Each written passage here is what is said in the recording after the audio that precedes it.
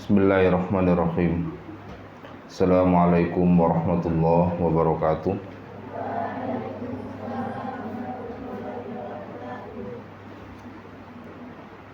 Innal hamdalillah nahmaduhu wa nasta'inuhu wa nastaghfiruh wa natubu ilaihi wa nastahdi wa na'udzu billahi min syururi anfusina wa min sayyiati a'malina.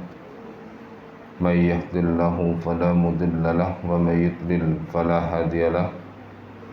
Asyhadu an la ilaha illallah wahdahu la syarika lahu wa asyhadu anna Muhammadan abduhu wa rasuluh.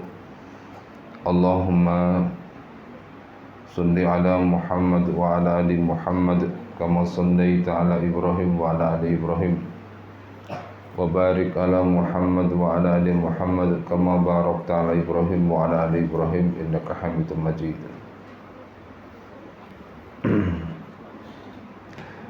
Semuanya menghadap ke depan kan. Itu kenduri namanya gitu. Biar tidak kayak orang kenduri. Ya. Bismillahirrahmanirrahim. Qala al-musannif rahimahullahu wa nafa'ana fi ulumi darani amin. Saya bacakan dulu ya. Wa fi sahih Muslim an Abi Hurairah aidan, dan di dalam Sahih Muslim dari Abu Hurairah ya, juga anan Nabiya sallallahu alaihi wasallam, bahwa Nabi sallallahu qala, beliau bersabda, as-salawatul khamsu, salat 5 waktu, wal jum'atu ilal jum'ah, Jumat yang satu ke Jumat yang lain, war Ramadan ila Ramadan, Ramadan satu kepada yang berikutnya, mukaffiratun ma bainahunna idza ujtunibat atau idza ijtanabat al-kabair, menjadi penghapus dosa di antara keduanya apabila menjauhi dosa besar. Apabila menjauhi dosa besar. Idhafatan ila ma taqaddama dzikruhu, di samping apa yang sudah disebutkan sebelumnya. Idhafatan ila ma taqaddama dzikruhu, jadi di samping apa yang telah terdahulu ya disebutkan. Fa inna man qama ramadhana imanan wa ihtisaban, ya, maka barang siapa orang yang mendirikan qiyamul Ramadan karena iman dan mengharapkan ridha Allah, ghufira lahu ma taqaddama min dzambih, maka diampuni baginya dosanya yang telah lalu. Wa annahu tusaffatu wa annahu tusaffatu fihi syayatin, dan kemudian dibelenggu dalamnya setan-setan. Wa tuftahu abwabul jannah, dibuka dalamnya pintu-pintu surga. Wa tughlaqu abwabul nar, dan kemudian ditutup pintu-pintu neraka. Walillahi fi hadzal syahr, ya, utaqa'u minan nari wa dzalika kullu lailatin, dan Allah pada bulan ini memiliki orang-orang yang dibebaskan dari neraka, dan itu berlaku setiap malam. Wa fi hadzal syahril mubarak nasarallahu al-muslimina al-a'daihim al-musyrikina fi ghazwati Badril Kubra. Pada bulan yang berkah ini juga Allah Subhanahu wa taala menolong kaum muslimin, ya, ala a'daihim, menghadapi musuh-musuh mereka, al-musyrikin, yaitu orang musyrik, di dalam perang Badar. Wa kana adatul musyrikin, ketika itu jumlah orang musyrik fitil kal ghazwah, pada perang itu, thalatha ad'afil muslimin, 3 kali lipat jumlah orang kaum muslimin. Kemudian wafihi, dan dalam bulan Ramadan juga, ada fathullahi atau fatahullahu atau fatullahi Makkatal Mukarramah, dan di dalam bulan itu juga Allah memenangkan atau Allah membuka ya, kota Mekah Al-Mukarramah, Al-Baladul Amin, Al-Baladul Amin, Al-Baladul Amin ala yadi Rasulullah SAW. Nah, jadi Allah membuka kota Mekah, yaitu negeri yang aman, ya, melalui tangan Rasulullah SAW. Wa tahharaha minal asnam, dan Allah mensucikan negeri itu, membersihkan negeri itu dari berhala-berhala. Wa kana adatul asnam, ketika itu jumlah berhala fil baiti, ya, di Ka'bah, ya, di Baitul Haram itu, wa hauli, sekitarnya, ya, salatami'ata wasituna sonaman, berjumlah 360 berhala. Faja'ala Rasulullah SAW, kemudian Rasulullah SAW, ya, yahtimu hadil asnam, menghancurkan berhala-berhala itu, wa yaqulu, sambil mengucapkan, wa qul ja'al haqqu wa zahaqal batil innal batila kana zahuqa. Katakanlah telah datang kebenaran dan telah hancur kebatilan, telah pergi kebatilan. Innal batila kana zahuqa, dan kebatilan, ya, pasti akan hancur atau akan pergi. Wa wa syahrul jiddi wan nasyat wal amal, dan itu adalah hari al-jid, kerja keras, an-nasyat, ya, aktivitas atau kegiatan yang penuh dengan semangat, wal amal, dan juga bulan amal. Kemudian syahrul ibadah wal jihad, bulan ibadah dan juga bulan jihad fi sabilillah, di jalan Allah Subhanahu wa taala. Faqiqun, nah, maka dengan sebenarnya bisyahrin hadha, dengan bulan ini, ya, fadluhu, keutamaannya, wa hadza ihsanullahi ala ibadihi fihi, dan itu merupakan kebaikan Allah kepada hambanya di bulan itu, an yu'adzimahul ibad, Allah mengagungkan, jadi an yu'adzimahul ibad, ya, agar hamba mengagungkannya, ya, mengagungkan bulan itu, wa liyakuna musiman lahum lil ibadah, dan menjadikan bagi mereka masa-masa untuk beribadah, wa zadan liyamil mi'ad, dan sebagai bekal untuk hari kiamat atau hari akhir. Allahumma ja'alna mimman ya'rifu li hadzal syahri makanahu, ya Allah, jadikanlah kami sebagai orang yang tahu kedudukan bulan ini, wa hurmatahu, dan juga mengetahui kemuliaannya, wa wafiqna lil qiyami fihi, dan berikanlah kepada kami taufik untuk menegakkan dalam bulan ini, bima yurdika innaka sami'ud du'a. Jadi berikan kami taufik untuk melaksanakan bulan ini dengan apa yang Engkau ridhoi, dan Engkau lah yang maha mendengarkan doa.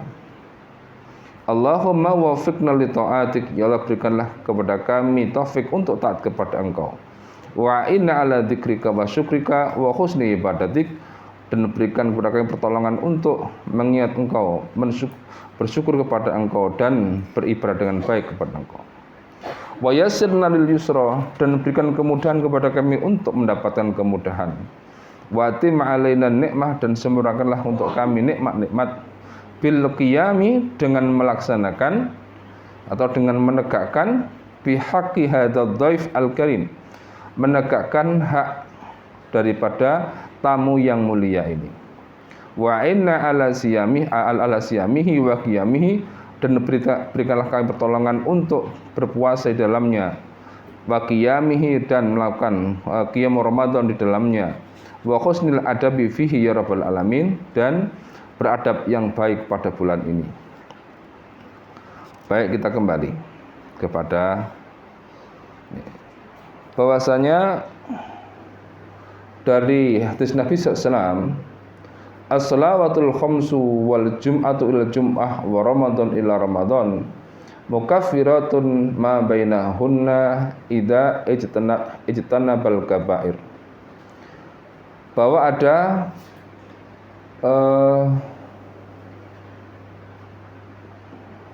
mekanisme penghapusan dosa. Banyak, ada beberapa mekanisme penghapusan dosa. Di antaranya misalnya dengan taubatan nasuha, ya, dengan adanya musibah, dengan adanya amal soleh, ya.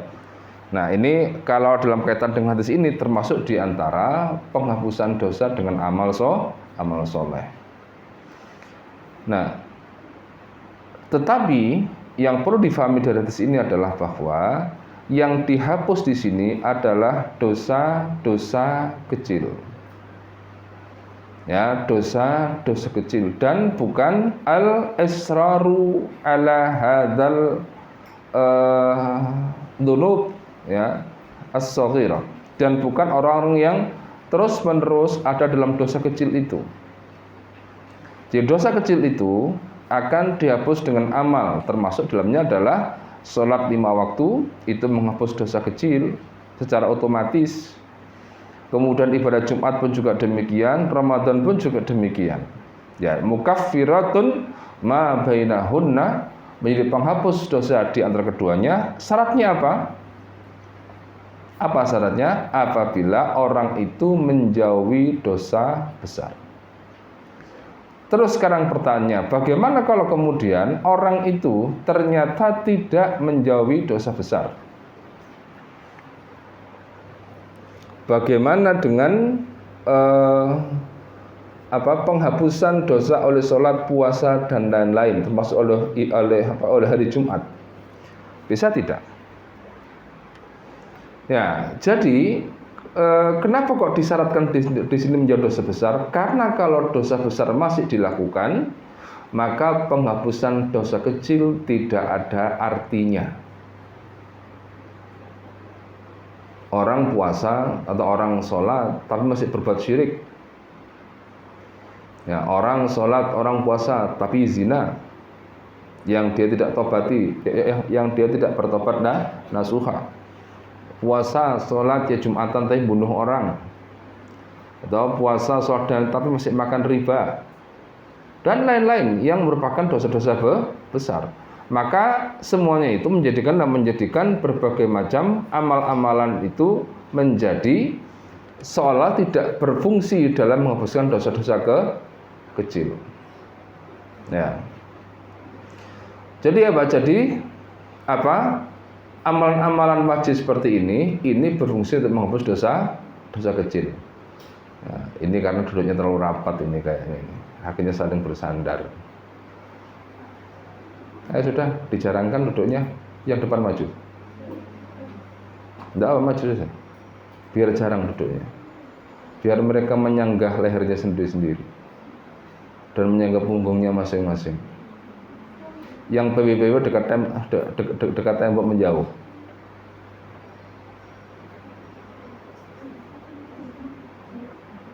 Loh, ayo cepat.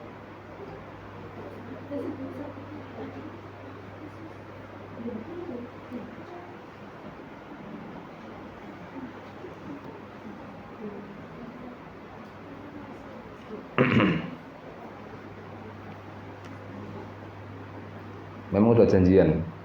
Nanti kamu tak sandari ya. Janjian begitu? Kalau tidak ada janjian, kalau tidak ada kesepakatan, dolim namanya. Kalau dolim dosa. Minta apa? Minta penebusan. Bagaimana penebusan? Disandari balik. Akhirnya kan sandar-sandaran.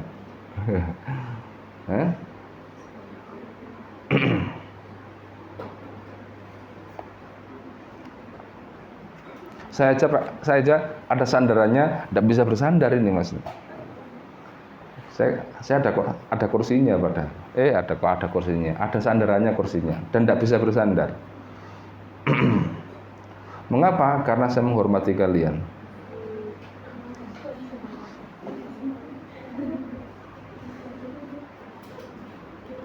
Loh iya betul, kan saya harus menghormati orang yang meniti jalan surga.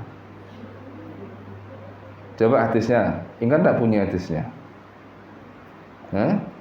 Man salaka tariqan yaltamisu bi ilman sahalallahu bihi tariqan ilal jannah. Barang siapa mencari ilmu, menempuh jalan untuk mencari ilmu, maka Allah mudahkan baginya jalan menuju surga. Nah, di hadis itu adalah orang yang mencari ilmu. Lah orang yang kemudian menyampaikan ilmu kayak saya, ayo di mana posisinya? Makanya kan harus dihormati. Ya, ketika Nabi mengatakan begitu, maka ya harus dihormati. Kalau Nabi menghormati, masa saya tidak menghormati?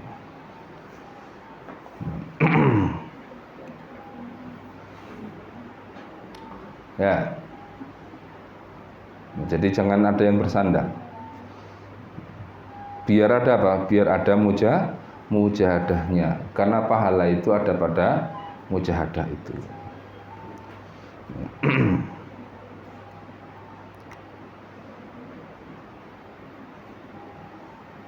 Nah, jadi apa? Jadi amalan-amalan itu tidak akhirnya otomatis menghapus dosa kalau dosa besar tetap dilakukan. Nah, terus berikutnya, jika demikian, bagaimanakah dosa besar akan hapus kalau ada taubatan nasuha? Ya, jadi contoh misalnya, alladzina la yad'una ma'allahi ilahan akhar wa la yaqtuluna an-nafsal lati haramallahu illa bil haqqi wa la yaznun. Itu surat apa? Surat apa?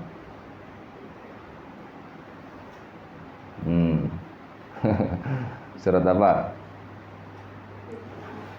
Surat Al-Furqan, ya, tentang ibadur rahman. Itu adalah orang-orang yang menjauhi dosa besar. Alladzina la yad'una ma'allahi ilahan akhar, orang yang tidak berbuat syirik. Kedua, wala yaqtuluna an-nafsal lati harramallahu illa bil haqq, tidak membunuh jiwa. Lalu kemudian wala yaznun, dan juga tidak berzina. Wa may yaf'al dzalika yalqa atsama, dan barang siapa yang tidak melakukan itu, artinya maka barang siapa yang melakukan dosa besar tadi, maka dia akan dilemparkan ke dalam neraka. Yudha'af lahul adzab wa yakhlut fihi muhana. Dia akan dilipat gandakan adabnya, dan dia akan kekal di dalamnya. Illa man taba wa amana wa amila amalan shalihah, kecuali orang bertobat, orang yang beriman dan beramal soleh.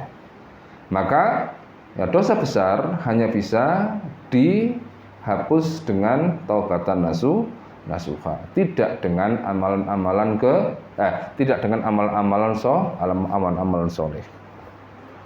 Baik. Nah, karena itulah kemudian kalau seseorang memasuki Ramadan itu dengan menenteng dosa besar, gitu ya. Jadi kalau seorang masuk Ramadan tapi dia dengan menenteng dosa besar dan belum ditaubati, ya akhirnya menjadi semacam sia-sia fungsi daripada Ramadan itu yang disebutkan man shoma ramadhana imanan wahtisaban ghufira lahu ma taqaddama min dzambi. Jadi tidak bisa bersamaan antara apa? Antara Ramadan itu dengan dosa besar. Lalu orang yang berdosa besar bagaimana? Ya harus segera bertobat dari dosa besar itu. Baik. Nah, di samping yang disebutkan sebelumnya tadi, maka berikutnya adalah Maka orang yang kemudian qoma ramadhana, orang yang melakukan qiyamul Ramadan imanan wa ihtisaban, maka juga diampuni dosanya yang telah lalu. Jadi di sini paket pengampunan dosa itu dari berbagai sisi. Pertama dari bulannya sendiri, kedua dari sholat 5 waktu, ketiga dari Jumat, keempat dari sholat raweh, kelima dari apa lagi? Lailatul Qadar. Orang yang man qoma Lailatul Qadri imanan wa ihtisaban ghufira lahu ma taqaddama min dzambi. Itu juga pengampunan dosa. Nah, begini ini harus menarik bagi kita sebagai orang muslim itu.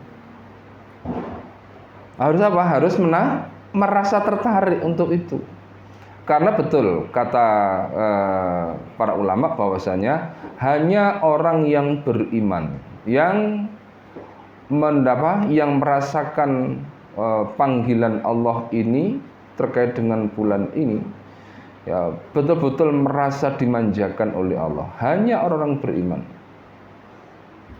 Ya ayyuhalladzina amanu kutiba alaikumussyam kama kutiba alal ladzina min qablikum la'allakum tattaqun. Jadi hanya orang yang beriman yang berharap-harap betul-betul yang akan bertemu dengan bulan ini, dengan bulan Ramadan ini. Yang tidak beriman tidak bisa terpanggil. Ya, tidak bisa terpanggil. Artinya orang yang imannya lemah, orang yang tidak sampai di keimanan pada level yang bisa sensitif dan bisa memahami apa yang disampaikan oleh Allah, ya dia tidak akan bisa merasakan keindahan Ramadan. Malah tidak punya rencana apa-apa ketika Ramadan itu. Ya, tidak punya rencana apa-apa terkait dengan ibadah loh ya. Terkait dengan mengisi Ramadan tidak punya rencana apa-apa.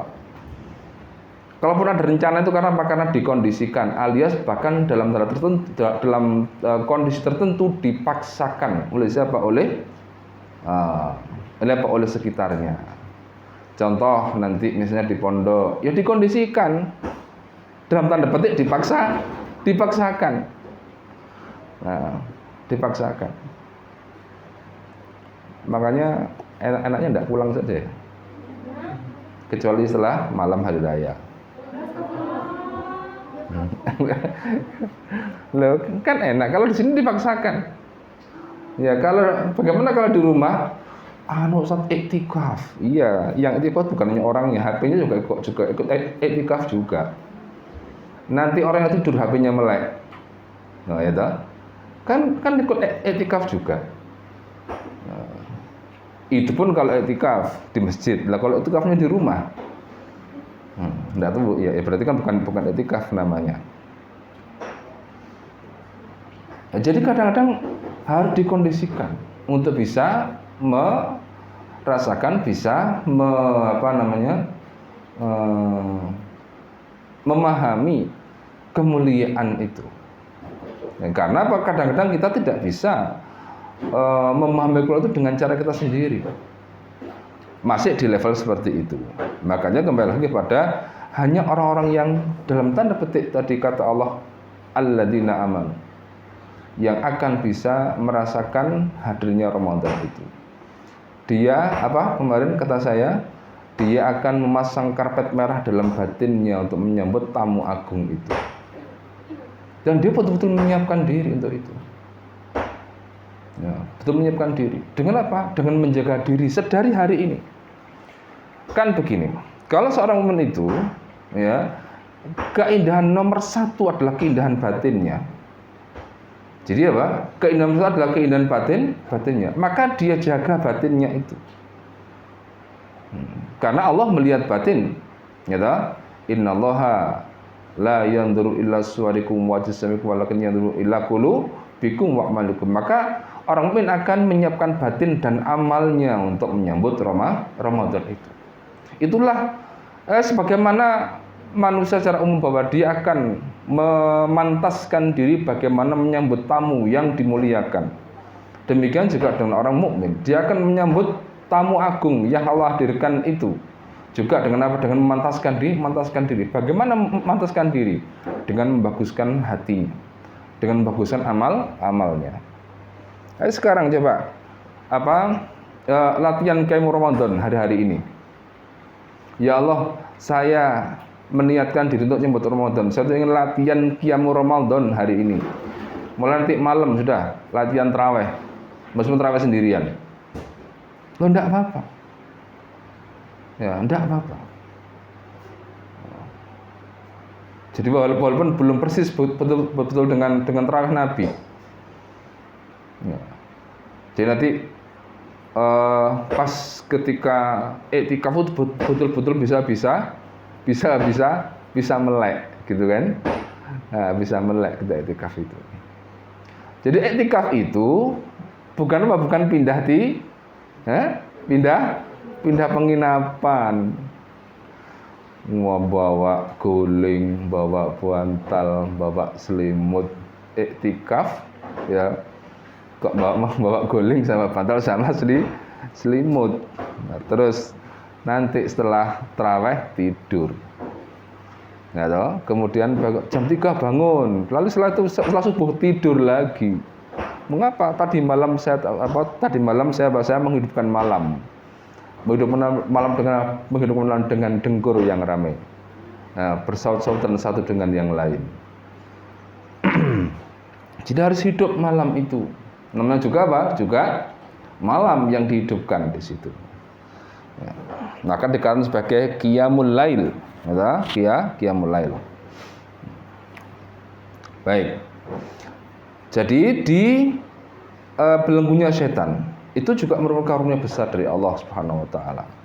Kemarin sudah kita bahas, kemudian dibukanya pintu neraka, dibukanya pintu surga, ditutupnya pintu neraka, itu juga merupakan karunia dari Allah. Ya. Baik, kita teruskan sekarang. Itu janji Allah. Lalu di sini Syekh Abdul Razak menunjukkan bahwa tidak hanya nanti di akhirat, Allah dalam sejarah umat Islam banyak membuktikan kemuliaan Ramadan itu dan banyak kemenangan umat Islam itu yang diraih di bulan Ramadan. Yang pertama kali yang merupakan tonggak sejarah umat Islam yaitu di perang Badar. Ketika bahkan Nabi mengatakan, ya Allah, andai kata kami kalah pada perang ini, maka engkau tidak akan pernah disembah oleh manusia yang manapun setelah ini. Nah, maka umat Islam menang di perang Badar. Dan di perang yang lain-lain juga banyak. Dan kemudian pada waktu sejarah pasca Nabi, pasca sahabat, dan seterusnya sampai di masa khilafah, masa dinasti umat Islam, itu pun juga kemenangan yang diraih di bulan Ramadan. Jadi di sini kata Syekh Abdul Razak bahwasanya pada bulan ini Allah menolong kaum muslimin untuk menghadapi musuh mereka. Ya. Dan padahal ketika itu umat Islam berjumlah atau kaum musyrikin berjumlah 3 kali lipat daripada umat Islam. Dan intinya berbagai macam kemenangan termasuk Fathul Mekah dan lain-lain itu banyak diberikan oleh Allah ya kepada kaum muslim. Intinya adalah bahwa kebaikan bulan Ramadan itu dunia akhirat. Gitu. Dunia akhirat lahir batin.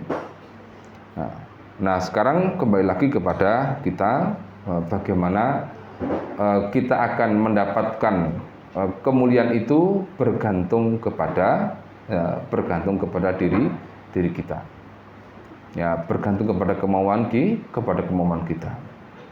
Jadi kalau kemudian seorang mukmin itu hanya meyakini tetapi meninggalkan amal, maka itu keyakinan yang musbroh.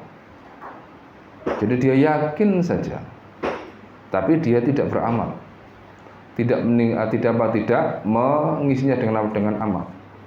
Maka dikatakan bahwasanya amal orang itu tidak membenarkan keyakinannya.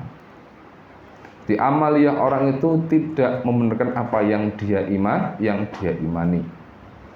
karena berseberangan antara yang dia yakini dan yang dia lakukan. Nah, dalam kaitan dengan kemuliaan bulan Ramadan dan keyakinan kita kepada bulan ini, maka kita berharap termasuk di antara orang-orang yang diberikan kemudahan Allah dan juga diberikan taufik oleh Allah agar memanfaatkan bulan ini dengan sebaik-baiknya, dan semoga kita termasuk di antara golongan orang-orang yang dipilih oleh Allah dan dicintai oleh Allah sehingga kita layak untuk mendapatkan kemuliaan bulan-bulan ini. Wallahu a'lam. Saya kira demikian, semoga bermanfaat. Subhanakallahumma wa bihamdika asyhadu an la ilaha illa anta astaghfiruka wa atubu ilaik. Assalamualaikum warahmatullahi wabarakatuh.